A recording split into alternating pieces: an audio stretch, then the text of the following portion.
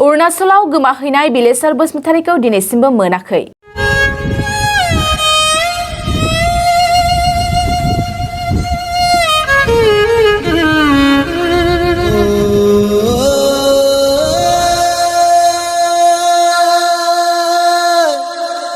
चिरां जिल्ला खुंग्रिं बर' कजबारि गामिनि बिलेसर बसुमतारीनि दिनैसिमबो जेबो खौरां गैया। फोरमायनाय बादिब्ला बिलेसर बसुमतारीया थांनाय जानुवारि दाननिफ्रायनो गोमाना दं। नखरनि रांखावरिखौ सुफुंनो रां खामायनायनि असिलाजों अरुणाचल रायजोआव गावनि माखासे लोगोफोरजों खामानि मावनो ओंखारलांदोंमोन बिलेसर बसुमतारीया। नाथाय थांजेननाय समनिफ्रायनो बिलेसर बसुमतारीनि दिनैसिमबो जेबो रोखा खौरां गैया। बहा दं, माब्रै दं, बिनि जेबो रोखा खौरां गैया। लोगोसे गावजों थांफानाय लोगोफ्राबो जेबो मिथिया। बिलेसर बसुमतारीनि नखरा बे समाव जोबोद दुखुआव दं। बेनिखायनो गोमानाय बिलेसर बसुमतारीखौ सोरबाफोर बहाबा नुसनोब्ला 9365380450 नङाब्ला 9957760413 जानबुं अनजिमायाव खौरां लाहरनो खावलायहरदों बिलेसर बसुमतारीखौ। जोंनि नखराव थारमाने जा बे नखरनिफ्राय लांजेननाया नेरसोनानो लांजेनदोंमोन। ओमफ्राय नेरसोना लांनानै ससेनिफ्राय दस्रानो हरनाय बायदि जाबाय आरो।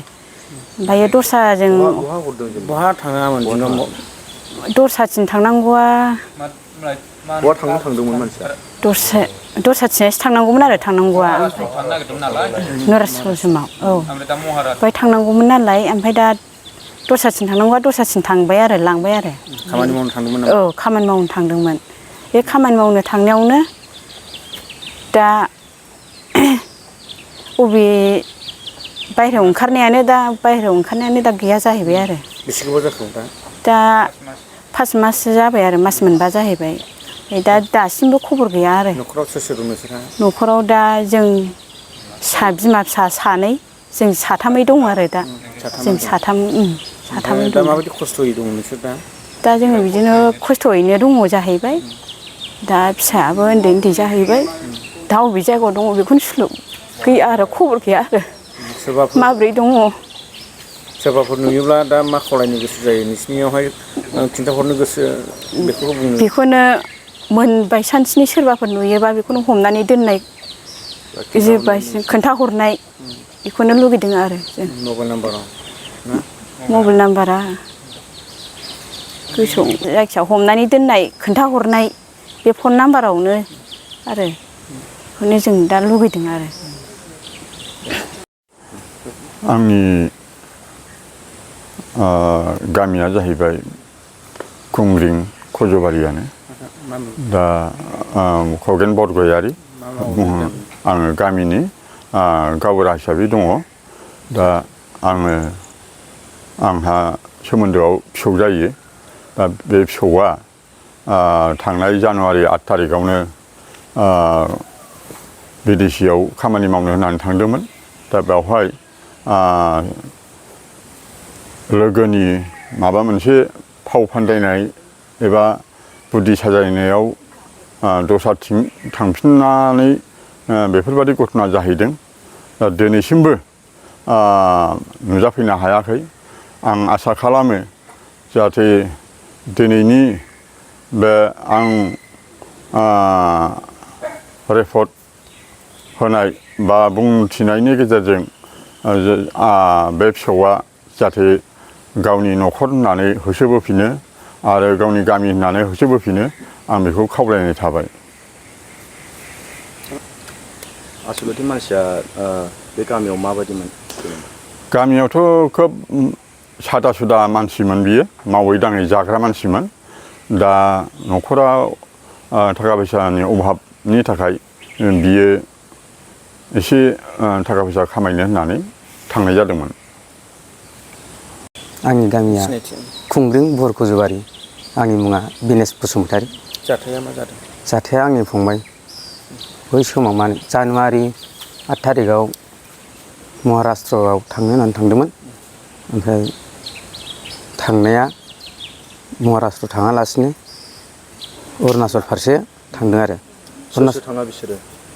थांनाया जोंनि आदैनि फिसाला सासे ओमफ्राय सासे जोंनि गामिनि हारसा गथ'। ओमफ्राय लांनाया आंनि आदानि हिनजाव बाजैनि बिदा नेरसोना लांदोंमोन। दाना लांनाया हजोंहाय रङियायावसो थानानै सासे लोगोनो हरदों ना मादों होनो बिदि खोनादों आरो खामानि मावनो दाना अरुणाचलाव थांबाय 10 तारिखआव सहैबाय 10 तारिखआव गोमानै होबाय आरो जेनेबा बै जाया हरदों बे हरनाय मानसिखौ सिनायदोंना सिनाया नों बिसिनाव सोंहरदोंना सोंहराखै नोंसोरो सोंहरदोंमोन सोंहरनाया ओमफ्राय मोनायाव खारदों होनना बुंदों आरो बिसोर मानसिखौ खारदों ना मादों जों मिथिला जायखिया गावसोर माबा मोनसे खालामदों ना मादों गावसोरनि पुलिस नामा बेखौसो मिथिला आङो मा सन्देह दं नोंसिनावहाय जोंनियावथ' सन्देहआ बिदिनो गावसोरनो माबा मोनसे खालामदों नामा बेबायदि सन्देह जों दा बबेयावबा सिङाव खामानि मावनानै दङ जानोबो हागौ सोरबाफोर नुफ्लांबायोब्ला मा खावलायनो गोसो दं जों बेखौनो लुबैयो जोंनि न'खरनि हिसाबै आंनि न'खरनि हिसाबै सोरबाफोर नुफ्लांबायोबा बबाफोर दंबायबायोबा खबर मोनोबा जोंनाव खिन्थाहरनो थाखाय आं खावलायनाय जाबाय माखासे जोंनि बर'नि माखासे समाजारि आफादफोर दङ बेफोरनि सायाव मा खावलायनो सानो लुगैयो आङो जोंनि दा आफादफोर एबसु एबा बिसोरबो बबाफोर नुयोबा खबर मोनोबा खिन्थाहरनो थाखाय आंखौ गुरैनो खावलायनाय जाबाय बे समावनो माने गुबुन गुबुन ओनसोलनिफ्रायबो बेफोर जायगायावहाय खामानि मावहैयो बिथांमोननि सायावबो मा खावलायनो सानो बिसोरखौबो खावलायो आङो गुबुन गुबुन गामिनिफ्राय थांनाय अरुणाचलाव खामानि मावनो थांनाय बिसोरबो नुसनबायोबा जोंनियाव बेयाव खिन्थाहरनो थाखाय आङो खावलायनाय थाबाय नोंसोरो पुलिसफोरनावहाय माबा मोनसे जेबो एफआइआरफोर होनाय जादोंना जायाखै खिन्थादोंना खिथायाखै जोङो होजोंहाय नागिरहैनायाव होजोंहायनो होबोदोंमोन अरुणाचलावनो ओमफ्राय मा बुंहरदों ओरैनो होनानै गारबोदों जोङो बबाफोर नुबायबायोबा जोंनो खिन्थाहरनो होननानै दा खबर गैया जोंनि लकेलाव होदोंमोन बाव लाखिनाय जायाखै रौनि खाथायाव बै समावनो आं नै दा रिपिट होफिननाय जादों नैबे चेनेलावनो आर'नाइ रादाबाव सिगाङावबो खनसे होदोंमोन दाबो होनाय जाबाय आरो रिपिट होफिननो थाखाय सभी मीडिया को नमस्कार मैं रंजन बसुमतारी मेरा गांव बुरखजबारी हम अभी मीडिया का सामने उपस्थित हो रहा है मेरी भाई के लिए मेरा भाई घर का प्रॉब्लम के लिए पैसा कमाने के लिए विदेश में गया था जो विदेश में लेके जाने के लिए आदमी आया था वो इसी का ही साला था इसी का जीजाजी था उसी का नाम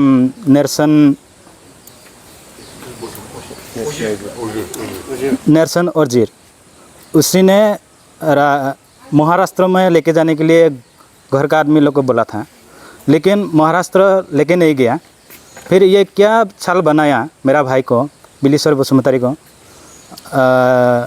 घर से महाराष्ट्र लेके जाने के लिए बोला और महाराष्ट्र लेके जाने के लिए घर का आदमी लोग को बोला फिर रोंगिया में छोड़ दिया रोंगिया में छोड़ के दूसरा आदमी सराम बसुमतारी को फ़ोन करके बता दिया जे मेरे आदमी लेके आया तो तुम्हारे के लिए जितना आदमी सही था इतना मैंने दे दिया ये सब बात किया था फिर अरुणाचल लेके गया अरुणाचल लेके जाने के बाद में 10 तारीख में पहुंच गया जनवरी का 10 तारीख में और रात को क्या हो गया मेरा भाई ने फिर हम लोग का घर में फ़ोन करके बताया जो बिली सर और उसी का साथ में बताया बिली सर तो क्या हो गया उसका खाना कुछ बगड़ा शरीर में दुर्बल हो गया था फिर उसी ने रात को गायब हो गया गायब होने के बाद में हम लोग जनवरी 10 तारीख को उसी जगह में तलाश किया था लेकिन मिला नहीं अभी मैं इसी को रिक्वेस्ट कर रहा हूँ जे जितना भी अरुणाचल में हम लोग का बोडो आदमी है काम करने के लिए वहाँ पे है और लोग ने मेरा भाई बिलेश्वर को देखा तो तुरंत मेरा घर का नंबर पे मोबाइल नंबर पे फ़ोन करके बता दीजिए जो भी जितना भी आदमी है काम करने के लिए इतना भी आदमी तो हम लोग का घर में फ़ोन करके बता दीजिए मेरा भाई का बीवी और बच्चा सब कुछ घर का आदमी पूरा दुखी में है इसलिए मैं रिक्वेस्ट कर रहा हूँ मीडिया का सामने मैं ये बताया है उसका बीवी और बच्चा अभी कैसे जी रहा है वो अभी तो इसका बीवी और बच्चा घर में पूरा तकलीफ में है क्योंकि उसका छोटा बच्चा बड़ा बच्चा तो लड़की है अभी पढ़ाई कर रहा है लेकिन पढ़ाई में जितना भी रुपया सही इतना रुपया तो देने के लिए बहुत तकलीफ हो रहा है, क्योंकि इसका हस्बैंड नहीं है, हस्बैंड पूरा गायब हो गया। हम लोग इतना तक तलाश किया लेकिन अभी तक मिला नहीं है। कितना दिन हो गया? अभी तो 5 महीना रनिंग हो गया। सरकार को कुछ मदद मांगने के लिए हम ये मांगना चाहता हूँ, हम लोग का जो बीटीआर का शिव है ना, उसी को मैं तुरंत बताना चाहता हूँ, क्योंकि हम लोग का बोरो ट्राइबल, बोरो जाति लोग क्यों इतना तकलीफ हो रहा है, विदेश में जाके क्यों इतना गायब हो रहा है, क्यों हम लोग का सरकार क्यों इतना बोरो आदमी को एक्शन नहीं लेता है क्या? दूसरा देश में तो हम देखता हूँ, दूसरा देश में कोई आदमी काम करने में गायब हो गया तो इसको तलाश करता है सरकार। अभी हम लोग का पुलिस में मदद मांगने के लिए हम रोनिकाटा गया था, लेकिन रोनिकाटा का थाना जो मदद हम लोगों ने नहीं दिया, तो हम लोग पुलिस ने बताया हम यहाँ मदद नहीं कर नहीं पाएगा, क्योंकि हम लोग को पूछ के काम करने के लिए तुम लोग नहीं जाता है ना, इसलिए हम मदद नहीं कर पाएगा, ऐसा बोला। तो इसलिए हम लोग तुरंत अरुणाचल में घुस गया। घुसने का बाद में अरुणाचल में वादर मांगा था, गेट में हम लोग को घुसने के लिए वादर मांगा था, तो हम दूसरा प्लान बना के अरुणाचल का अंदर घुस गया। उसके बाद तलाश किया, लेकिन तलाश करने के बाद में हम लोग मिला नहीं है, मेरा भाई को मिला नहीं है। मैंने नहीं गया, मेरा भाई बड़ा भाई गया था, लेकिन मिला नहीं है। तो भी हम जो आदमी शराम करे उसी को बताया था मेरा भाई को ढूंढ के निकल के देना, लेकिन उसी ने गायब हो गया। अभी फ़ोन करने से वो उसको अभी फ़ोन करने से वो बात नहीं करता है, आदमी गायब हो गया। इसलिए हम ये रिक्वेस्ट करता हूँ, अरुणाचल में जितना हम लोग का बोडो आदमी, अरुणाचल का देश का जितना आदमी है, हमारे भाई बिलेश्वर बसुमतारी को जहाँ भी देखा उसने हम लोग को तुरंत फ़ोन करके बता देना। सरंसर बसुमतारी को क्या एक्शन लेगा आप लोग? आदमी नहीं मिलने से तो हम इसको FIR दे देगा। सरंग बसुमतारी और नरसन वो लोग को भी हम लोग FIR दे देगा, क्योंकि अभी 5 महीना रनिंग हो रहा है। अभी हम 20 दिन नहीं तो 1 महीना बाद देखेगा, उसका बाद नहीं मिलने से हम पूरा एक्शन कर देगा उनको। अरुणाचल पुलिस ने बताया क्या? अरुणाचल पुलिस को हम लोग बताया था, लेकिन जस्ट इतना ही बताया हम, हाँ इंफॉर्मेशन क्या, हम लोग का ऐसा हो गया काम करने के लिए आप लोग का देश में आया था, लेकिन वो लोग भी इतना एक्शन नहीं किया। तो हम लोग को तो इतना भाषा आता ही नहीं, फिर भी हम हिंदी से बात किया। जितना भी आदमी समझ में आ गया तो मेरा भाई को देखने से तुरंत बता देने का। क्या बोलेगा अरुणाचल का पुलिस को? अभी हम ये मेरे से पार्टनर किया, क्योंकि अरुणाचल का जो सरकार है, पुलिस है, उन लोगों ने जहाँ भी देखने से हम लोग का बिलेश्वर भाई को तुरंत फ़ोन करके बता देने का। 2023-24 सोलोंथाइ बोसोरनि थाखाय क'क्राझारनि दतमायाव थानाय सेन्ट फ्रान्सिस जेवियर HS स्कुला नोंथांमोननो लानानै फैदों गोदान मुं थिसननाय। दतमानि बोरसिजरा गामियाव थानाय सेन्ट फ्रान्सिस जेवियर HS स्कुलाव दायो आर्ट्स स्ट्रीमाव 11 थाखोनि थाखाय गोदान मुं थिसननाया सोलिगासिनो। बोसोरै फरायसाफोरा मोजां जौखोन्दो लानानै उथ्रिसारनो हानाय बायदिनो बे फरायसालियाव नोंथाङाबो गुनगोनां सोलोंथाइखौ लानो हागोन। लोगोसेयैनो बे फरायसालियाव सोलोंथाइनि मोजां थासारिखौ बिथा खालामनानै हौवासा आरो हिन्जावसानि थाखाय आलादा हस्टेलनि खाबुबो दं।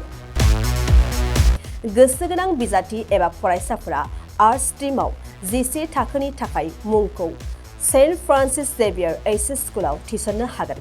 मुं थिसननायनि बागै आबुं बाथ्राखौ मिन्थिनोब्ला नैबे मबाइल नम्बर 7637819350 एबा 6900559217 आव थोंजों सुलाद लानो हागोन।